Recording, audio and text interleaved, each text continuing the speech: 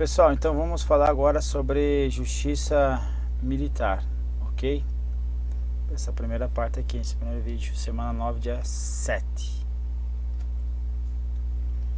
Quais são os órgãos da justiça militar? O STM, Superior Tribunal Militar, e os tribunais e juízes militares instituídos por lei, ok? Então, justiça militar, STM, tribunais e juízes militares instituídos por lei. Composição do STM. STM compor-se-á por 15 ministros vitalícios. Então, STM é o que? Somos todos mocinhas.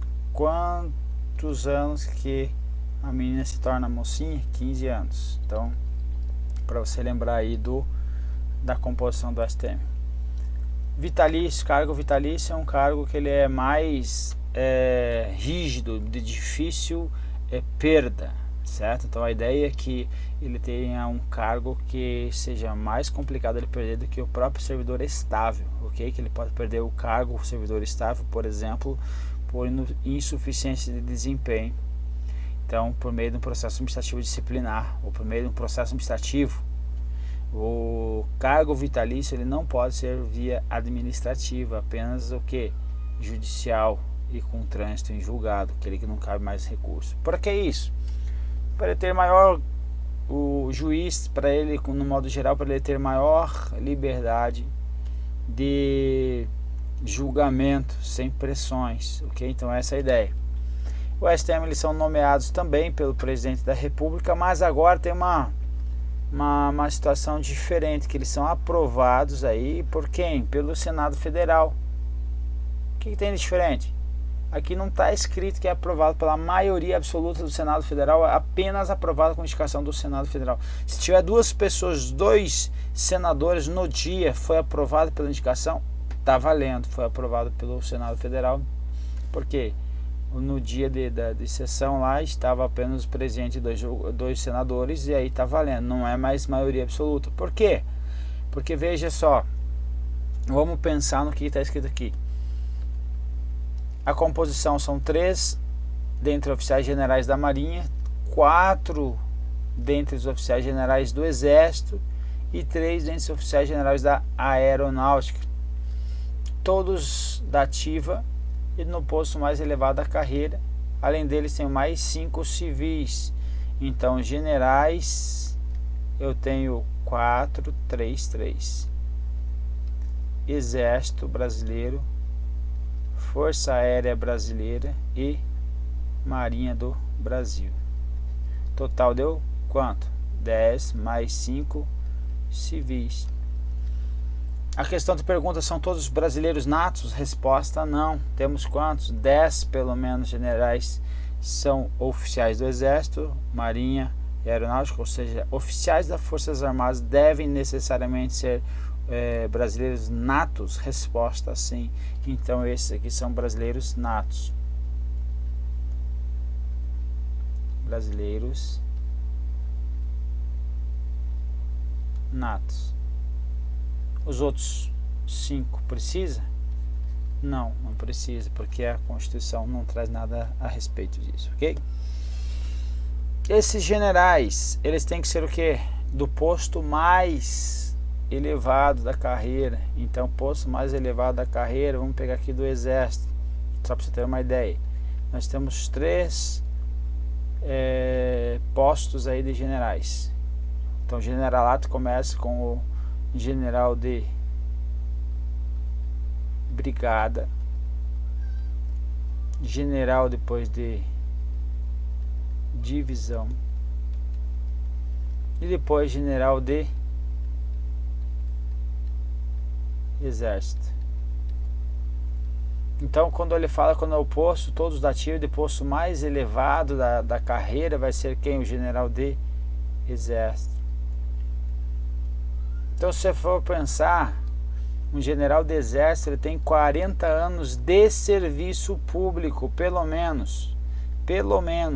certo? Aqui em cima tem até mais de que 40, uns 46 anos de serviço público aproximadamente. Então o cara tem 46 anos de serviço público, a Constituição Federal de 1988 trouxe essa situação. Então o cara entrou antes, esse delta T aqui foi o que? Na época do que? Da ditadura militar. Então esse cara que o próprio Constituição Federal está falando que vai ser um ministro agora, ele atuou na época da ditadura. A Constituição Federal fez o que? Virou a página da ditadura, certo? Quando ela virou a página da ditadura, um novo regime nós estamos agora sendo instituído. Quando a gente está instituindo esse novo regime agora, que é um Estado democrático de direito, então nós pensamos, opa, agora não pode ter mais essas retaliações. Então, para o que eu evitasse que o Senado Federal tivesse algum empecilho no Senado Federal das indicações do presidente da República, a indicação dos ministros do STM não precisa ser de maioria absoluta pelo Senado Federal. Entendeu a lógica? Então tem uma lógica por trás disso. Sim, isso aqui foi uma inferência minha, ok? Não tem escrito nenhum livro aí, mas é até para você lembrar aí na prova. Pode ser besteira que eu falei, mas lembrou na prova, acertou a questão, tá valendo. Então o Senado Federal não precisa aprovar por maioria absoluta aí dos seus integrantes quando da aprovação dos ministros do STM. O parágrafo único vai falar que os ministros civis também são escolhidos pelo presidente da República dentre brasileiros maiores de 35 anos. Então está falando que brasileiros. Quem são brasileiros? Nato e os naturalizados. Então ele não tem a necessidade, como nós já falamos, de ser brasileiro nato. 3 dentre advogados. Quando eu trago advogados, são de notório saber jurídico. Quando vai ser para tribunal, normalmente vai trazer o que? De conduta ilibada. Quando ele vai ser aí um membro vitalício, conduta ilibada. Outros casos vai ser o que? Por exemplo, do TSE, que não é um cargo vitalício, é por mandato, vai ser por idoneidade moral, perfeito? Então tem esse detalhe de diferença para fazer uma distinção entre os dois. O examinador não cobrou até hoje isso, ok? Mas pode vir a cobrar. Com mais de 10 anos de efetiva atividade profissional. Então 3 dentre eles e 2 por escolha paritária dentre juízes, auditores e membros do Ministério Público da Justiça Militar.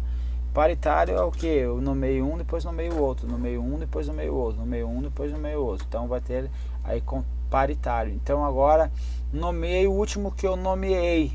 Foi, por exemplo, um juiz. Agora eu vou nomear quem? Um membro?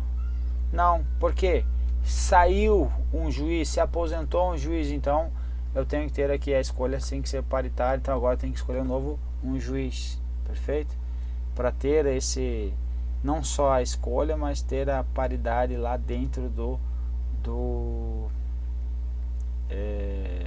tribunal, ok? Que mais? A justiça passou direto. A justiça militar compete processar e julgar os crimes militares. Crimes militares.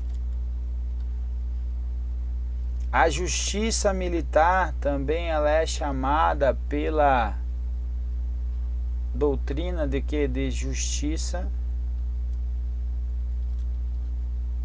castrense. Castrense? Agora, tá, vamos continuar aqui. Então compete processar e julgar os crimes definidos em lei. Eu esqueci do parágrafo.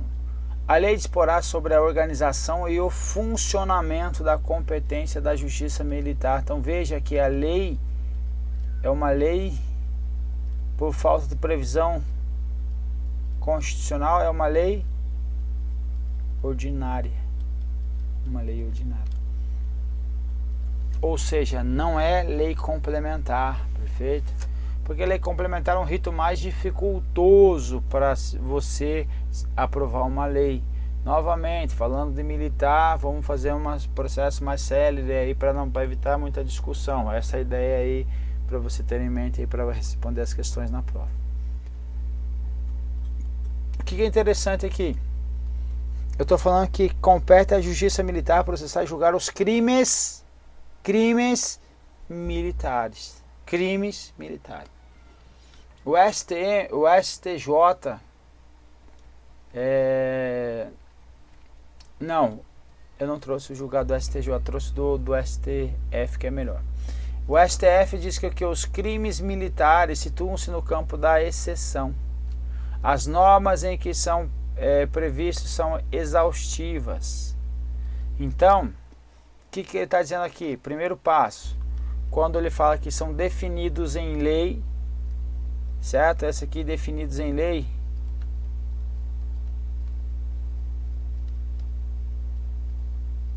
qual a lei que definiu quais crimes que compete processar e julgar a justiça militar? Código Penal Militar. Todos os crimes devem obrigatoriamente estar previstos no Código Penal Militar. Perfeito? Não estão previstos no Código Penal Militar, não compete processar e julgar os crimes à Justiça Militar por falta de previsão constitucional, porque somente os crimes militares definidos em lei, leia-se a lei aqui ó, no CPM, então estão definidos em lei, somente esses crimes são previstos na Constituição Federal, de acordo com o artigo 24, serem processados e julgados pela Justiça Militar. Então eu não posso estender outros crimes que estão, por exemplo, previstos no Código Penal, ou leis extravagantes, que são as leis que falam da matéria penal, mas não constam aí no Código Penal. Não posso estender então para quem? Para a Justiça Militar, crimes que não estão definidos em lei aí, leia-se aí Código Penal Militar, porque segundo a Constituição Federal e também sou o STF, diz que eu não posso estender porque são o quê? Normas previstas que elas são exaustivas. E agora, se estiver previsto em lei, que é o Código Penal Militar, e também no Código Penal, quem que vai processar e julgar esse caso? O militar. Nesse caso, por exemplo, ela tem um HC, o STF julgou um HC, um habeas corpus. O habeas corpus ele pode ser o que? Preventivo, também chamado de salvo-conduto, ou liberatório. Quem vai processar e julgar o HC vai ser quem?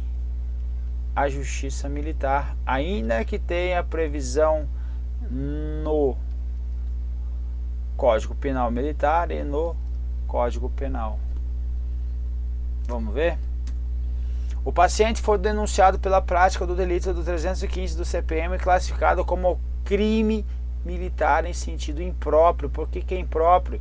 Que são aqueles que, embora previstos na legislação penal comum, também estão tipificados no CPM, por afetarem quem é o passivo dessa relação, diretamente bens jurídicos de quem? Das Forças Armadas. Afetou bens jurídicos das Forças Armadas, quem é competente, portanto, para processar e julgar o paciente? A Justiça Castrense, ou chamada Justiça Militar. Castrense também aí chamada pela doutrina, ok? Justiça Militar. E assim a gente termina aí a nossa bateria aí o assunto sobre justiça militar. A gente pode resolver as questões aí relativas a esse assunto. Vamos para falar agora no próximo vídeo sobre a justiça estadual, ok? Muito simples, muito direto também. Beleza? Um abraço, povo, até breve.